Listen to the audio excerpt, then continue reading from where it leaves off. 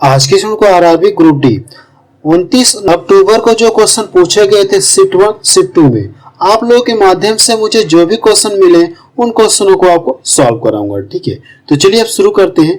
Question number पहला देखा जाए, इसमें क्या दिया गया। देखिए क्वेश्चन नंबर पहले में क्या दिया गया, यदि x प्लस 1/x बराबर 4 है तो इस पूरे का मान आपसे पूछा है किसके इक्वल होगा। अब देखिए इसका मान दिया गया और इसका मान आपसे पूछना चाह रहा है।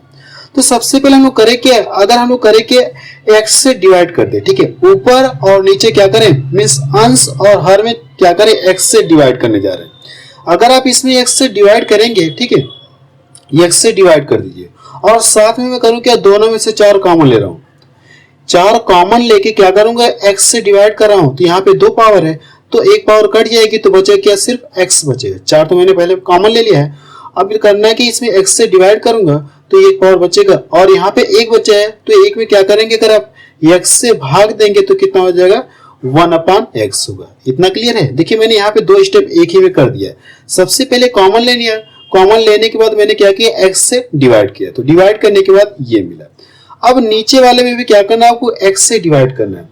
ठीक है, अगर आप x से डिवाइड करेंगे, या इसको देखिए और इसको देखिए, इसको और इसको देखिए, मैं इन दोनों को एक साथ कर ले रहा हूं तो दोनों में सबसे पहले देखिए क्या कॉमन दिख रहा है, 9 कॉमन दिख रहा है। ठीक है, आप करेंगे x से डिवाइड तो करेंगे ही, लेकिन उससे पहले मैं देखो इसको और इसको एक साथ कर ले रहा हूं और दोनों में क्या 9 कॉमन है। 9 कॉमन ले लिया तो यहाँ पे क्या 2 पावर है ना, अगर x से डिवाइड करूंगा तो 1 पावर कट जाएगी तो कितना बचेगा, x बचेगा।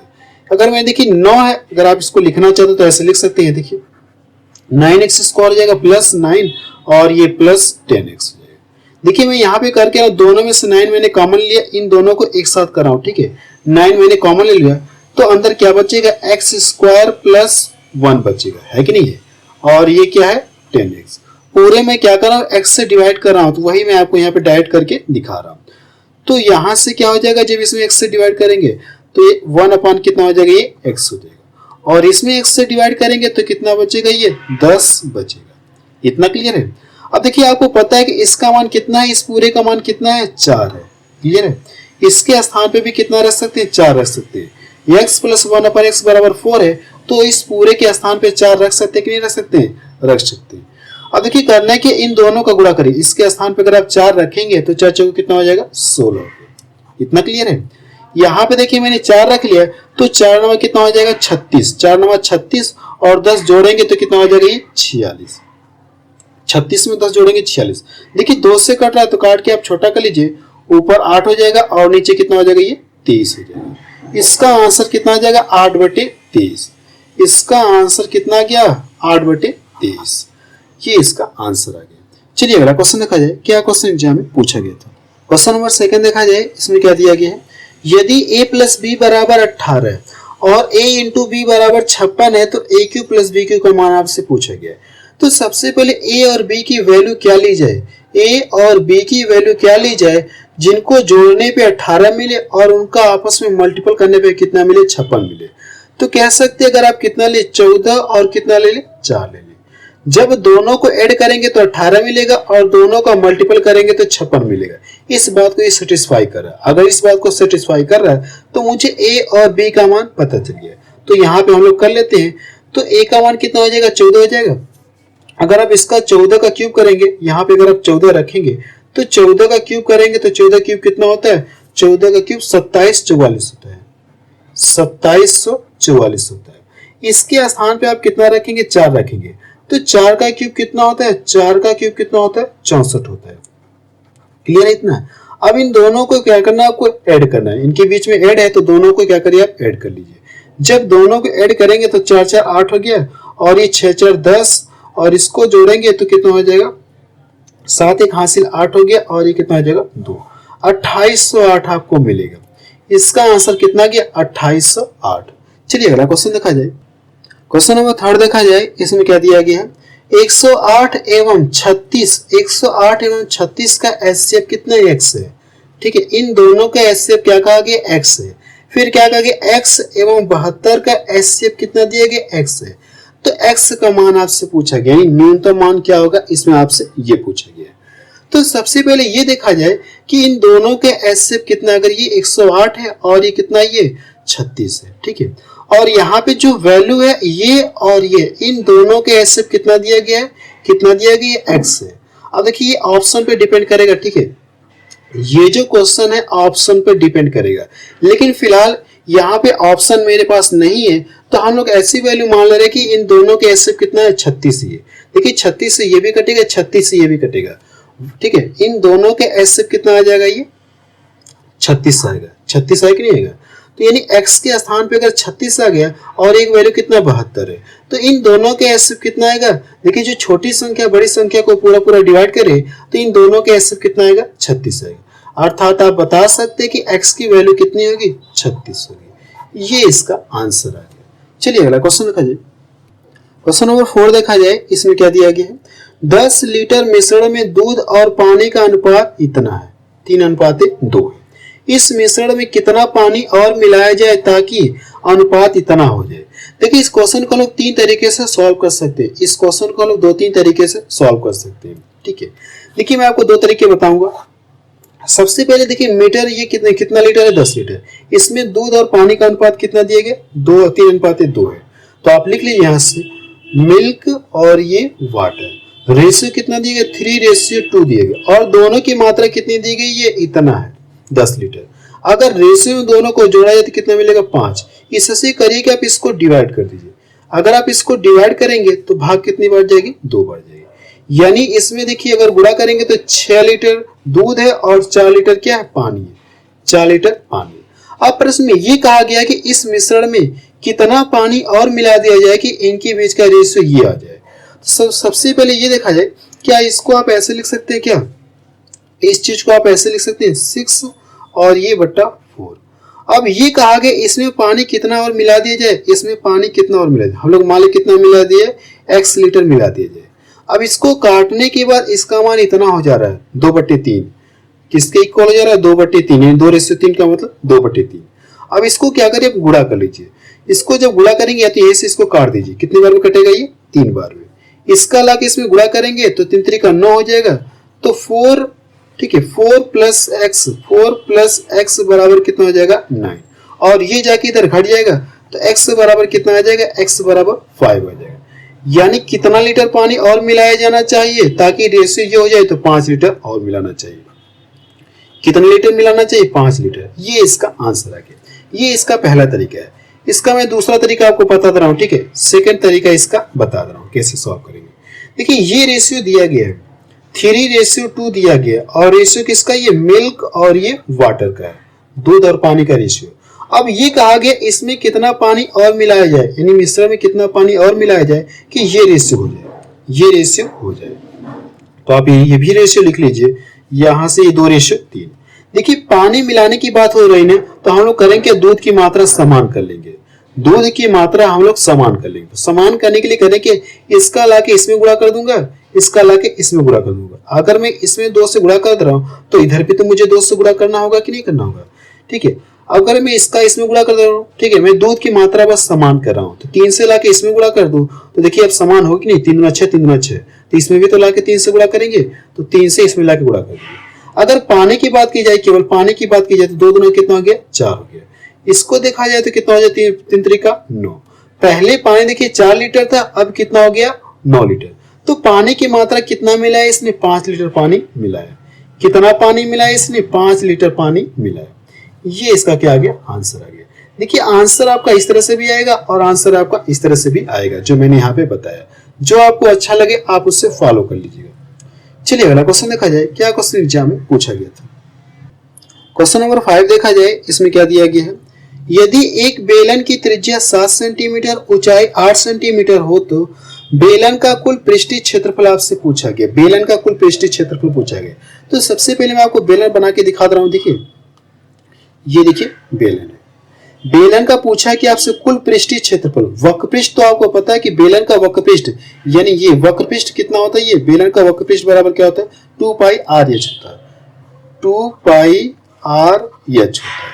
अब देखिए कुल हमसे पूछा कि कुल पृष्ठीय क्षेत्रफल, तो यानी ये जो आपको सर्कल दिख रहे हैं, 2 सर्कल दिख रहे हैं, यानी 2 वृत्त आपको दिख रहे हैं, इनकी भी क्या करना आपको, इसमें क्या करना है, इसका भी क्षेत्रफल आपको इसमें जोड़ना होगा। तो मुझे पता है कि गोले का वृत्त का क्षेत्रफल क्या होता है, पाई आर स्क्वायर होता है। वृत्त का क्षेत्रफल क्या होता है, पाई आर स्क्वायर। तो यहाँ पे देखिए 2 बार है, लेकिन 2 वृत्त आपको दिख रहे हैं, 2 वृत्त आपको दिख रहे हैं। तो यहाँ से आप क्या लिख सकते हैं, 2 पाई आर स्क्वायर लिख सकते हैं कि नहीं लिख सकते हैं। तो ये आपको क्या पता चल गया, बेलन का कुल पृष्ठीय क्षेत्रफल। या दो आप इसमें से देखिए कुछ कॉमन ले सकते हैं, ठीक है। तो आप यहाँ से लिख लीजिए बेलन का कुल वक्री, ठीक है, बेलन का कुल पृष्ठीय क्षेत्रफल, बेलन का कुल पृष्ठीय क्षेत्रफल। देखिए 2 यहाँ भी, 2 यहाँ, पाई यहाँ, आर यहाँ, आर यहाँ। तो हम लोग करते क्या, कॉमन ले लेते हैं, 2 पाई आर कॉमन ले लेते हैं। अगर 2 पाई आर कॉमन ले लेंगे तो बचा के यहाँ से h बच जाएगा और यहाँ से क्या बच जाएगा, ये r बचेगा। क्लियर है। अब देखिए आपको क्या दिया गया क्वेश्चन में, त्रिज्या कितनी दी गई 8 और ऊंचाई कितनी दी गई, यानी ऊंचाई 8 है, रेडियस कितना 7, 8 7 कितना हो जाएगा 15 हो जाएगा। तो ये 2 हो जाएगा और पाई का मान कितना होता है 22/7 और r का मान कितना दिया गया, यहाँ से रेडियस का मान कितना दिया गया 7 दिया गया। यहाँ से जब रखेंगे दोनों को और जोड़ेंगे तो कितना मिल जाएगा, 8 7 कितना मिल जाएगा 15, 7 से 7 कट गया। अब इनका आपस में मल्टीपल कर लीजिए, जब इनका आपस में मल्टीपल करेंगे इन दोनों का तो 15 दूना कितना हो जाएगा 30 और इसका गुणा करेंगे 30 का क्या करना 22 में गुणा करना, तो 22 ने कितना हो जाएगा 66, 22 तिया 66, 1 0 आपका बच जाए। तो इसका आंसर इतना आ जाएगा, ये इसका आंसर आ गया। ठीक है, आप इस फार्मूले को याद रखिएगा, बेलन का कुल पृष्ठीय क्षेत्रफल बराबर आपका ये फार्मूला होता है। यहाँ पे सबसे पहले देखिए मैंने आपको दिखा दिया क्या होता है। सबसे पहले वक्र पृष्ठ का मैंने यहाँ पे निकाला, फिर यहाँ पे जो सर्कल दिख रहे हैं, 2 वृत्त दिख रहे हैं, इनका मैंने यहाँ पे एरिया मैंने यहाँ पे जोड़ दिया। तो इस तरह से वृत्त का कुल क्षेत्रफल, कुल पृष्ठीय क्षेत्रफल आपको पता चलेगा फार्मूला। चलिए अगला क्वेश्चन देखा जाए। क्वेश्चन नंबर 6 देखा जाए, इसमें क्या दिया गया है। देखिए क्वेश्चन नंबर 6 में इस तरह से दिया गया है और पूछा कि आपसे इसका मान किसके इक्वल होगा।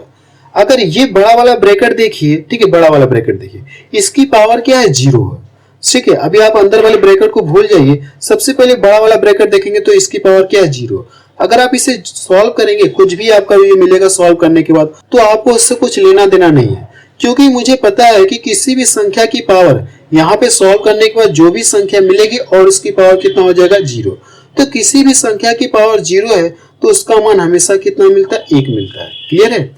और पहले से कितना, ये 8 है, तो दोनों को ऐड कर लेंगे तो कितना मिल जाएगा, ये 9 मिल जाएगा। इसका आंसर कितना आ गया, ये 9 आ गया। चलिए अगला क्वेश्चन देखा जाए। क्वेश्चन नंबर 7 देखा जाए, इसमें क्या दिया गया है।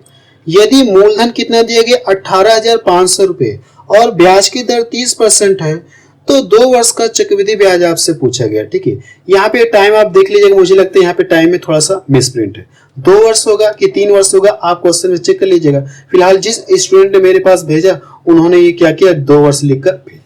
अब देखिए इसमें कहा क्या है, मूलधन आपको पता है, रेट भी पता है और टाइम भी पता है, और पूछा कि आपसे चक्रवृद्धि ब्याज पूछा है। तो मैं आपको ये बता देना चाहता हूँ कि चक्रवृद्धि ब्याज चैप्टर मैंने आपको कंप्लीट पढ़ा दिया है। उन सभी वीडियो की लिंक आपको डिस्क्रिप्शन मिल जाएगी, या वीडियो के प्लेलिस्ट में जाकर आप वहां से चक्रवृद्धि ब्याज चैप्टर को आप पढ़ सकते हैं। मैंने क्या कॉन्सेप्ट बताया था आपको जब चैप्टर पढ़ाया था, सबसे पहले ये चक्र टाइम कितना दिया गया, 2 वर्ष दिए गए, तो आप इस तरह से 2 वर्ष लिख लीजिए। ये 2 मैंने बना लिया, पहला वर्ष दूसरा वर्ष। अगर देखा जाए तो पहले वर्ष की बात कर लिए तो पूरे धन पर 30% ब्याज बनेगा। अगर आप इसका 30% निकालेंगे तो प्रतिशत से 00 कट जाएगा, 30 का लाके इसमें गुणा कर दीजिए। जब इसमें गुणा करेंगे तो लास्ट में 0 मिलेगा, 3 5 15 15 इतना आपको मिलेगा, 550 आपको मिलेगा। इतना क्लियर है। जैसे आप दूसरे साल में एंट्री करेंगे तो फिर इतना ब्याज तो बनेगा ही, ठीक है, फिर आपका इतना ब्याज बनेगा। लेकिन चक्रवृद्धि ब्याज की बात हो रही है तो इसमें होता क्या, ब्याज पर भी ब्याज बनता है, यानी दूसरे साल में ये ब्याज तो बनेगा ही, लेकिन जो पिछले वर्ष का ब्याज है इस पर भी ब्याज बनेगा, और रेट कितनी है 30%।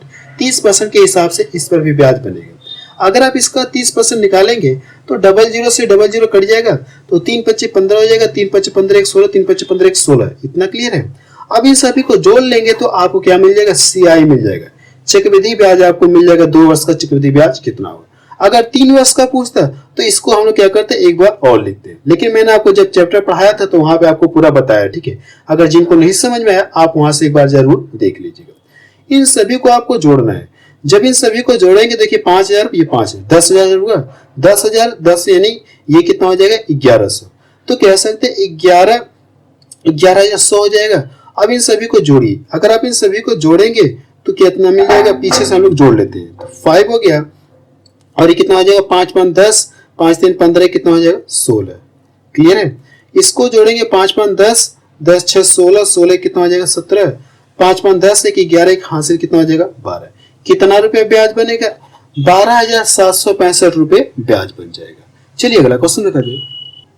क्वेश्चन नंबर 8 देखा जाए, इसमें क्या दिया गया है। देखिए करड़ी के अंदर 9604 है, तो इसका मान पूछा है किसके इक्वल होगा, इसका मान किसके इक्वल होगा, यानी कि किस संख्या का स्क्वायर है, आपसे ये पूछा गया। जैसे मैं ये लिख दूं करड़ी में 16, तो आप बता सकते हैं किसका स्क्वायर, जब करड़ी से फ्री होगा तो इसका मान कितना मिलेगा 4 मिलेगा। तो उसी तरह से आपको ये बताना कि ये करड़ी से जब फ्री होगा तो इसका मान कितना मिलेगा।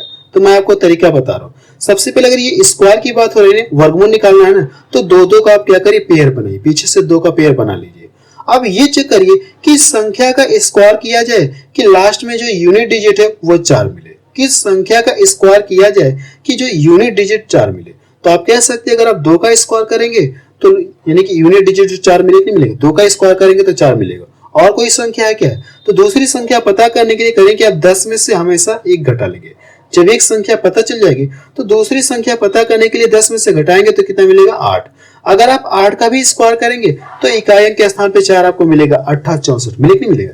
तो यहाँ से क्या करें, एक संख्या 2 है और दूसरी संख्या क्या 8 है, जिसका स्क्वायर करेंगे तो 4 आपको मिलेगा। यहाँ तक क्लियर है। अब इसको भूलिए, अब इसको चेक करते हैं कि संख्या का स्क्वायर किया जाए कि 96 से ज्यादा ना हो बल्कि कम हो जाए। ठीक है, किस संख्या का स्क्वायर किया जाए कि 96 से ज्यादा ना हो बल्कि कम हो जाए। अगर आप 9 का स्क्वायर करेंगे, 10 का स्क्वायर करेंगे, इससे ज्यादा हो जाएगा तो हम लोग करेंगे 96 का 9 का स्क्वायर लेंगे। ये जो देखिए ये जो संख्या दिख रही है या तो 92 का स्क्वायर होगा या तो 98 का स्क्वायर होगा।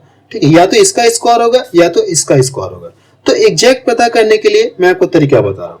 यहाँ पे जो संख्या मिली है ना, जैसे 9 मिला है तो 9 से अगली संख्या ले लीजिए।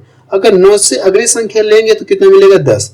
इसमें जब गुणा करेंगे तो ये कितना मिल जाएगा 90।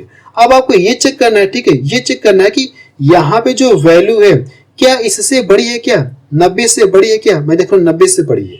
अगर ये 90 से बड़ी है तो बड़ा वाला क्या होगा, ये बड़े वाले का स्क्वायर होगा। अगर जैसे ये छोटा रहता है 90 से तब छोटे वाले का स्क्वायर होता है, लेकिन ये 90 से बड़ा है तो बड़े वाले का ही क्या होगा स्क्वायर होगा। इसका आंसर कितना आ जाएगा 98। इसका आंसर कितना आ जाएगा 98 है। जब ये कड़ी से फ्री होगा तो इसका मान कितना मिलेगा 98 मिलेगा। ठीक है, चलिए अगला क्वेश्चन देखा जाए। क्वेश्चन नंबर 9 देखा जाए, इसमें क्या कहा गया है। एक ही आयु बी की आयु का, ठीक है, एक ही आयु बी की आयु के 1/3 है। देखिए इस क्वेश्चन में ये कहा गया कि एक ही आयु बी की आयु का कितना 1/3 है। ये लिख लीजिएगा, एक ही आयु बी की आयु का 1/3 है। यदि दोनों की आयु का योग इतना है तो एक ही वर्तमान आयु पूछा गया। सबसे पहले ये कहा गया, ये देखिए ए है और ये बी है। ठीक है, ए है और ये बी है। ये कहा गया एक ही आयु जो बी की आयु का कितना 1/3 है। अगर मैं मान लूं बी 1 वर्ष का होगा तो ये जो ए है इसकी आयु का कितना 1/3 है। यही तो कहा गया ना, यही कहा गया। अगर इनके बीच में जब रेशियो लगा देंगे तो रेशियो क्या खासियत होती है, अपने आप में बटा फॉर्म नहीं रखता है। तो ये 3 हमारा इधर जाके मल्टीपल हो जाएगा तो डायरेक्ट हमको ये मिलेगा। ठीक है, अगर ये 3 गुना है ना, एक ही आयु जो बी की आयु का 3 गुना है, अगर ये 3 वर्ष का होगा तो ये कितना हो जाएगा 1 वर्ष का हो जाएगा। ये मैं आपको डायरेक्ट भी लिख सकता था लेकिन मैंने आपको एक स्टेप बढ़ा दिया ताकि आपको समझ में आ जाए। इतना क्लियर है। अब देखिए जो रेशियो ये क्या वर्तमान का है और दोनों की आयु का योग भी क्या वर्तमान का, तो पूछा है क्या एक ही वर्तमान आयु। अब देखिए दोनों की आयु का योग कितना दिया गया 84 दिया गया। अगर रेशियो में दोनों की आयु का योग करेंगे तो कितना मिलेगा 4। इस योग से इस योग को क्या करिए डिवाइड कर दीजिए। जब इसको डिवाइड करेंगे तो भाग कितनी बार जाएगा 21 बार। 21 का लाके इसमें गुणा कर देंगे तो कितना हो जाएगा ये 21 ईयर। इसका आंसर कितना आ जाएगा 21, यानी ए इस समय कितने वर्ष का है 21 वर्ष का है। चलिए अगला क्वेश्चन देखा जाए। क्वेश्चन नंबर 10 देखा जाए, इसमें क्या दिया गया है। 7 पुरुष एक काम को 12 दिन में करते हैं। 5 दिन बाद 3 पुरुष चले गए, मिस काम छोड़कर चले गए।